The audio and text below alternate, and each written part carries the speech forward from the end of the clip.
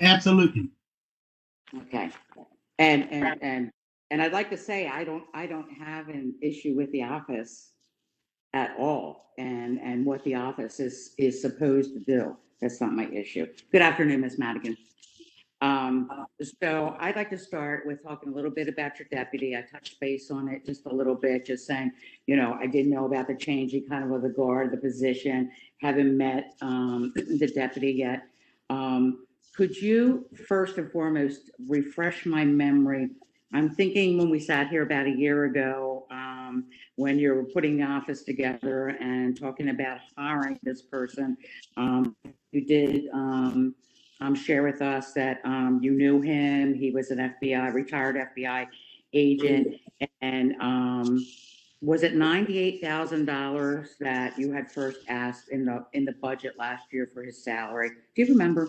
I can't remember. I can't remember, but I know that I had negotiated his salary for a higher amount than what the administrative assistant was slotted for. I don't remember what the difference was. Right. So that would be $98,000 because administrative assistants don't make that much in the county, not that I'm aware of. So I noticed in this year's budget, it's budgeted for almost 125,000. I believe that is correct. Yes. So can you tell me what the difference was between what he was hired at and what he will be receiving as of July 1st? I believe he's getting a COLA, much like every other employee. Yeah, I'm not talking about a COLA. So did he start at 124.5?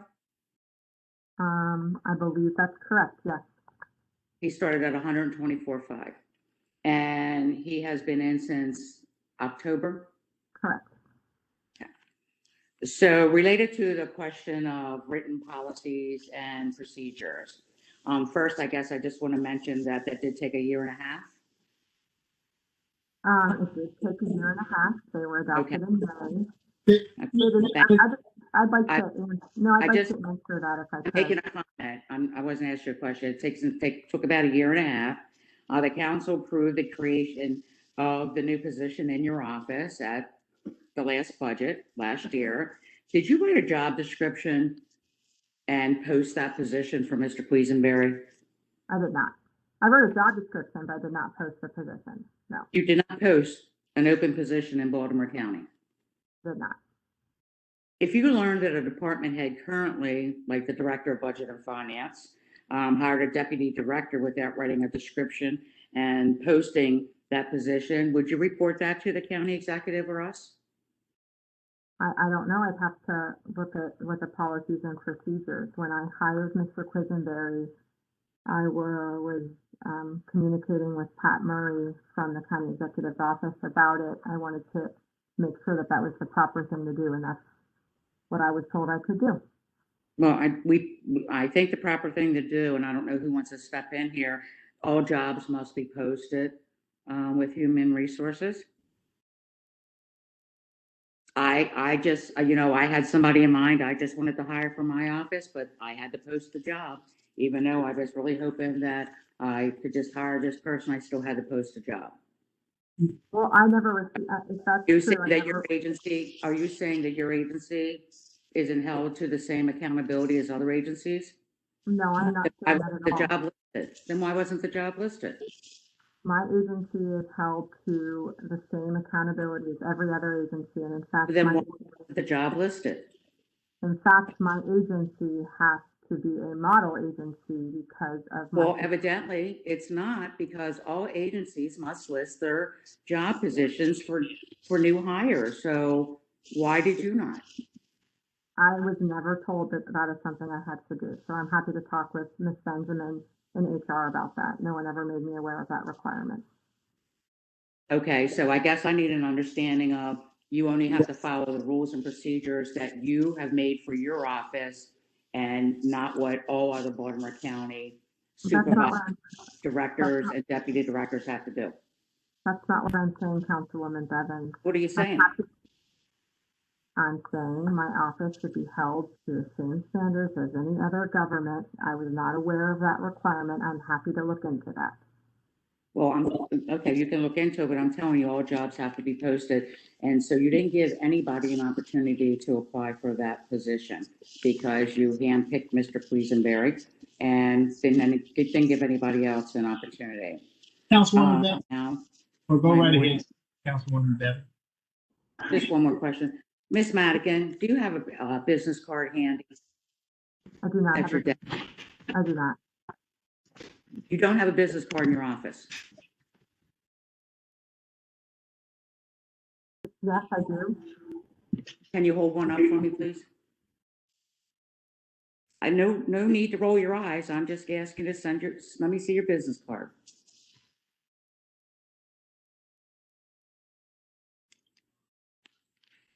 And can I see the back? Oh, what is that on the back? I can't see. What is that on the back? It says, "Your county, your voice. Report fraud, waste, and misconduct." Tip line 410-887-6500. Inspector General at BaltimoreCountyMD.gov. Okay. So a standard pack of business cards costs $49, a box of 500. That's what my business cards cost, and they're standard. And the county executive's business cards are standard as well.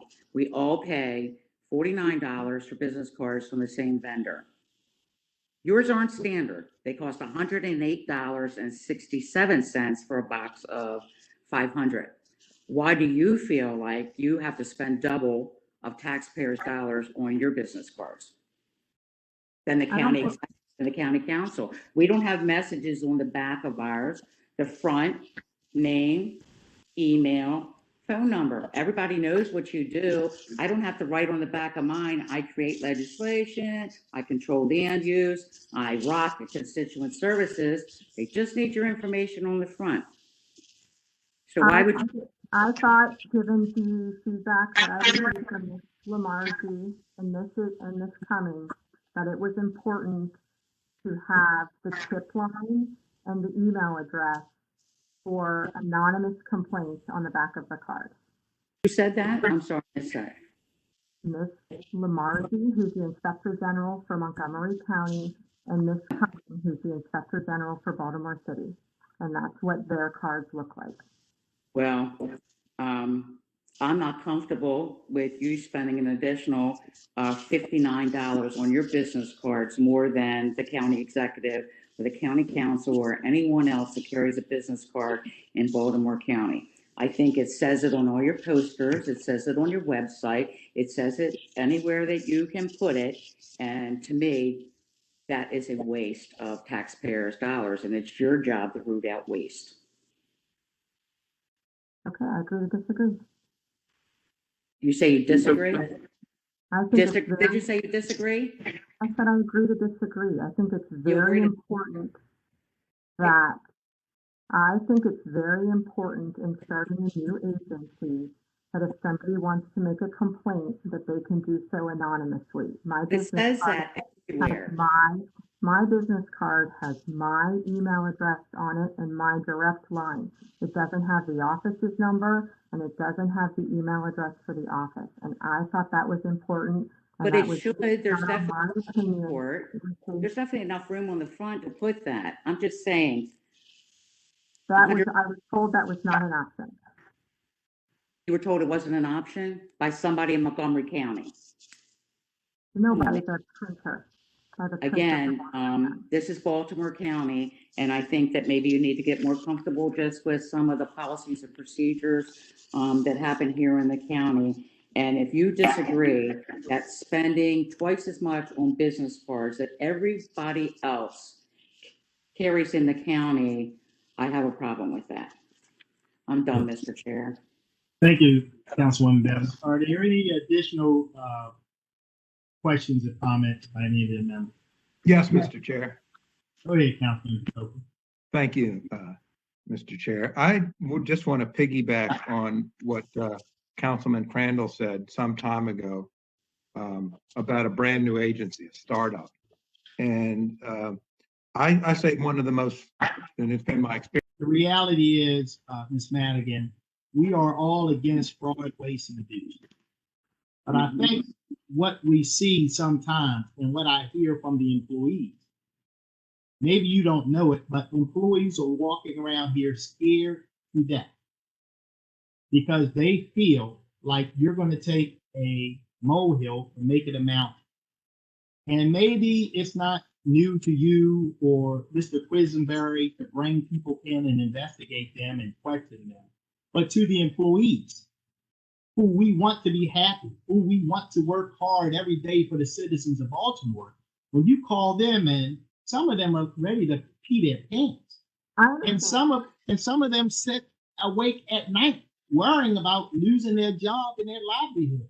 They worry about this stuff. So when another employee hears from everybody else that they're under some type of investigation and you haven't reached out to them, they are afraid and they are worried. And, I don't listen, we talk about this as a new office. I understand that. But this is not a new function of government. We had an ethics commission for years. This is not new. But what I think the fear is, if you are a hammer, everything is a nail. And everything is, hammered to the utmost degree. And the employees are afraid. I'm hearing from these employees, and they're asking all of these questions. And I think that's why we're here today, why we took so long, because people are worried. And maybe it's your demeanor, maybe it's your procedures, maybe it's when an FBI agent or former FBI agent is calling you in and interrogating you or questioning you. It scares people. So bottom line is we have to move forward. And I know yesterday I spent an awful lot of time asking questions with the administration about the $161 million that we're going to get from the American Rescue Act. And I'm very appreciative that today the administration reached out to me and assured me that we're going to be getting a plan. And it makes me feel good that we're going to get that plan before we actually vote on it. So today I've heard a lot of concerns, I've heard a lot of issues, and I understand that we created the office, we created the statute, but to be quite frank, I'm having a little buyer's remorse because it was never intended to make employees so scared to come to work that they can't do their job, that they're reaching out to me saying, I'm afraid. And I'm telling them, don't worry, don't worry. So what I'm going to do is say, look, in my opinion, we've seen some serious weaknesses and some problematic issues with the Office of the Inspector General, specifically as it relates to the statute. So just as the administration has put forth changes or decided to bring forward the explanation for the $161 million, I'm going to reach out to the administration right now and ask them to, can you please bring back a fix for the statute so that people can feel more comfortable, that people can feel like there is some accountability. And, to be absolutely clear, I hope I can get it as soon as possible, but to be absolutely clear, if, I want to work with the administration, but I'm prepared to move ahead on my own, but I want to work with the administration. So I'm just going to put that out there, take it for what it's worth, and I look forward to some changes to the statute. And right now, I feel very, very bad that I have to start our next hearing. Ms. Rogers, I appreciate it, but right now we are so far behind.